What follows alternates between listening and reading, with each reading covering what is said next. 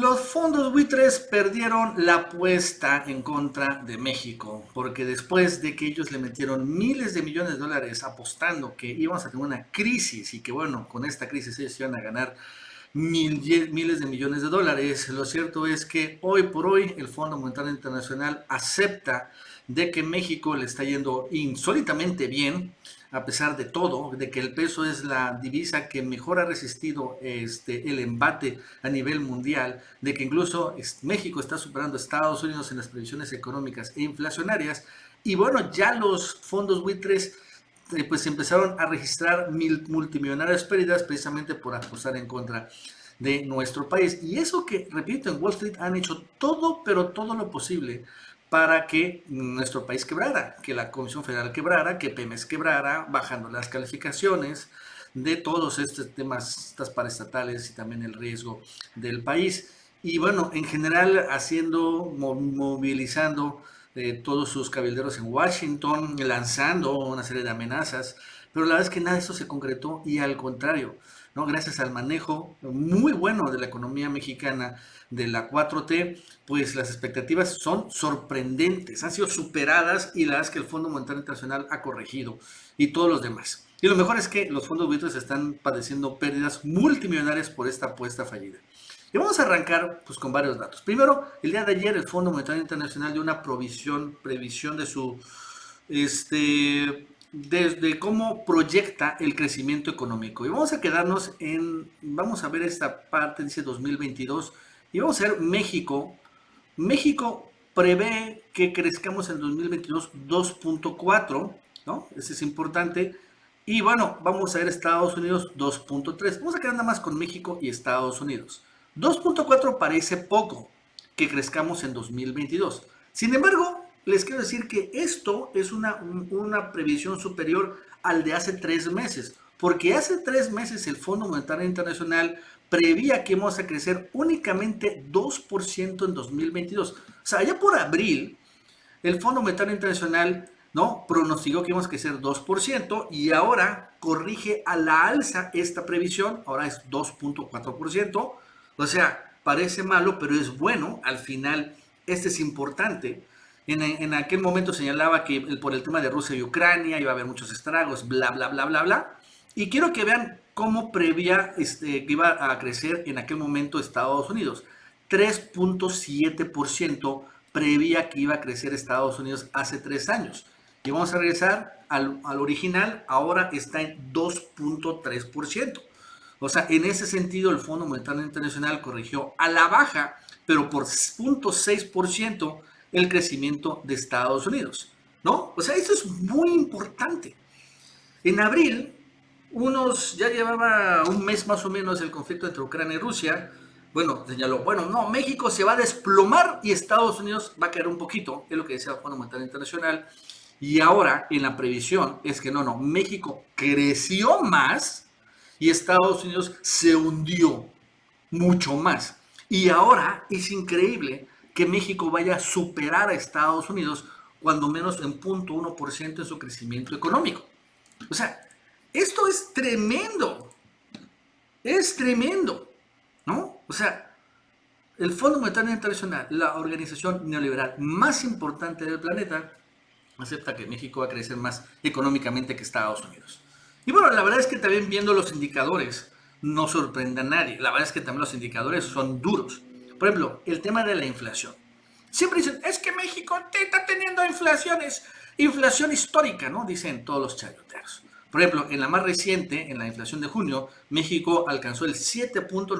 ¿La verdad es que sí es alta? Sí, sí, sí. Si lo comparamos con respecto a las inflaciones únicamente de México en los últimos, no sé, 10, 15 años, sí es alta, ¿cómo no? 21 años, ok, perfecto. El problema es que México no es una isla a nivel planetario, sino somos parte de una economía global. Y bueno, pocos dicen, pero Estados Unidos tuvo una inflación de 9.1% en junio. O sea, a ver, México está en 7.99%, no llegamos ni al 8%, nos falta 0.01%, pero estamos en el límite y Estados Unidos está ya acercándose al doble dígito, ¿no? Esto también evidentemente impacta en el crecimiento económico. impacta en las previsiones económicas. La inflación es una de las más importantes variables a nivel económico que se registran y que se siguen precisamente porque son muy, muy importantes. Y ahí también lo superamos. Pero lo mejor es el tipo de cambio. Y en el tipo de cambio, fíjense, pues eso es superpeso. Hace unos días, por el tema del conflicto Ucrania-Rusia, la verdad es que ha habido un encarecimiento del dólar, porque, bueno, muchos inversionistas también acá han empezado a corregir en muchas falacias que ellos se creyeron. Por ejemplo, los inversionistas se creyeron este tema de las energías renovables y que se traducían, por ejemplo, en bonos verdes, ¿no? Comprar acciones finalmente en Iberdrola, etcétera, etcétera, porque al final, ¿no? El futuro era verde. Acciones de Tesla, esto y lo otro. Bueno, pues esto se ha derrumbado y la verdad es que lo que ha quedado son las acciones petroleras. Son las que se han encarecido. Se derrumba también el mito de las criptomonedas. En ese sentido también las criptomonedas, que iba a ser el futuro de las finanzas, también se derrumban por completo y bueno, empiezan estos a regresar inversionistas al dólar y esto empieza a generar un encarecimiento del dólar, en general a nivel mundial.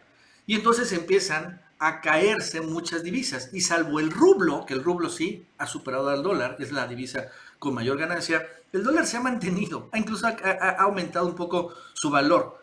Pero curiosamente, la mejor moneda, salvo el rublo, que se ha desempeñado respecto al dólar es el peso mexicano. Incluso el Wall Street Journal, no, el New York Times saca esta tablita, ¿no? De cómo se comparan las distintas monedas respecto al dólar, ¿no? Entre más abajo esté la gráfica, más se ha depreciado. Entonces, la mejor moneda que ha aguantado entre diciembre del 31 del 2021 al 15 de julio de 2022 es el peso mexicano. Y de ahí abajo han caído todos. Por ejemplo, Canadá se ha devaluado más el dólar canadiense que el dólar.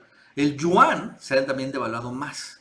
Aquí aparece Colombia, Tailandia, aquí está Corea del Sur, el euro, el Reino Unido, o sea, miren todo lo que se ha devaluado, la libra esterlina, Noruega, Chile, Suecia, Polonia, aquí está el yen japonés, ¿no? Aquí está Argentina y la peor moneda ha sido la turca, la lira turca. Entonces, aquí es relevante que en todo este grupo de países, ¿no? Y nosotros no solo estamos hablando de países emergentes, también superpotencias, también países de la OTAN, de la Unión Europea, ¿no? Como Canadá, como la eurozona, la libra esterlina, etcétera, etcétera, el peso mexicano los haya superado. Y esto genera incluso que el día de ayer saquen una Bloomberg, una noticia muy interesante. El superpeso de México, así le pone Bloomberg, sorprende a los comerciantes, o más bien dicho a los inversionistas, especuladores de hotelería, que habían apostado por su liquidación, o más bien dicho por su colapso. Porque eso es lo que pasó. En Wall Street, desde hace un rato apostaban que México iba a caer en una crisis tremenda. Porque se creían también muchas falacias. No, es que López Obrador y la 4T van a llevar a México como Venezuela. Esta es la primera falacia. No, no, no. Así va a acabar como el peso mexicano, como el bolívar, ¿no? Venezolano, que sea súper mega devaluado, sin lugar a dudas. No, pues hay que apostar en todo en contra del peso, porque se va a devaluar. La primera falacia. La otra falacia es que López Obrador le está apostando todo al petróleo, al regreso al pasado. No está apostando a las energías renovables, al futuro. Y ahorita los bonos verdes son el futuro. Entonces vamos en contra de López Obrador y vamos en contra del peso mexicano. Miles de millones de dólares, ¿no? Apostándole que se iba a desplomar. Otra falacia. La otra falacia, no, es que el presidente mexicano está espantando la inversión extranjera, le está cerrando a Iberdrola, le está cerrando a BlackRock, le está cerrando las inversiones a Bengoa, le está cerrando las inversiones.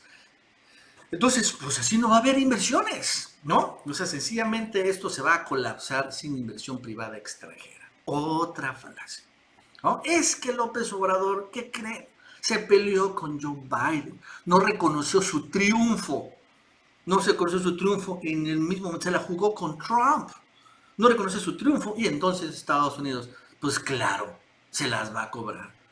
Va a haber un conflicto político, inestabilidad, hay hasta un golpe de Estado. ¿No? Hay que apostarle todo en contra del peso mexicano, porque también se va a colapsar el peso mexicano. Otra falacia, ¿no? Y así, un montón de falacias, que el aeropuerto de Texcoco, que el Tren Maya, que los programas sociales, que no pide deuda al Fondo Monetario Internacional. Por ejemplo, otra falacia, en la pandemia, ¿qué creen? No rescató López Obrador a las grandes empresas, ¿no? O sea, no le metió dinero a las grandes corporativos, dinero público, como lo hicieron en todo el mundo. Literal, rescataron, no sigue Estados Unidos, rescató bancos, corporativos, aerolíneas, rescató todo. Y Europa, no, no, no, terrible. No, o sea, no sabe lo que hace, no está metiendo dinero a la economía mexicana, se va a colapsar. Hay que apostarle en contra del peso. Y así decían y repetían falacias y falacias, y lo peor es que le metieron dinero y ahora. Eso sucedió un poco lo mismo como pasó con el rublo ruso. Ellos también apostaron todo de que se iba a colapsar Rusia, iba a acabar con Venezuela, y ahora el rublo ha superado al dólar, es la mejor divisa. Incluso respecto al peso, el rublo se ha apreciado, debe reconocerse. Pero, por ejemplo, respecto al yuan chino, eso es muy importante, el peso ha tenido un mucho mejor desempeño. Y es aquí donde viene otra parte, donde vale la pena señalar. Sucede que México está teniendo un momento de suerte, por así decirlo, porque después de la pandemia, pero que también viene un poquito antes, después de la guerra comercial que le hace Estados Unidos en contra de China. Eso lo hizo Trump. Y después de la pandemia, y ahora que vemos con ya provocaciones militares, incluso allá en Taiwán, podría acabar un nuevo conflicto militar. En los próximos días, en los próximos días podría China poner una zona de exclusión aérea sobre Taiwán y generar realmente un conflicto militar. Entonces las empresas estadounidenses y europeas que estaban en China, pusieron sus fábricas, se dan cuenta de que eventualmente va a venir, ¿no?, sanciones económicas muy duras de Estados Unidos y de europeos a los chinos, muy similares a Rusia. Entonces, pues antes de que les toque esto, dicen, no, ¿saben qué? Vamos a cambiar, vamos a cerrar la fábrica en China. ¿Y dónde la abrimos? Pues ahí está México. Tiene un nuevo tratado comercial con Estados Unidos, recién firmado, ¿no?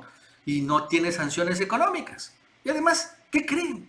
López Obrador será muy castrochavista, venezolano y lo que sea, pero se la lleva bien con Estados Unidos. La 4T se la lleva bien con los norteamericanos. El propio embajador Ken Salazar ya se volvió chairo.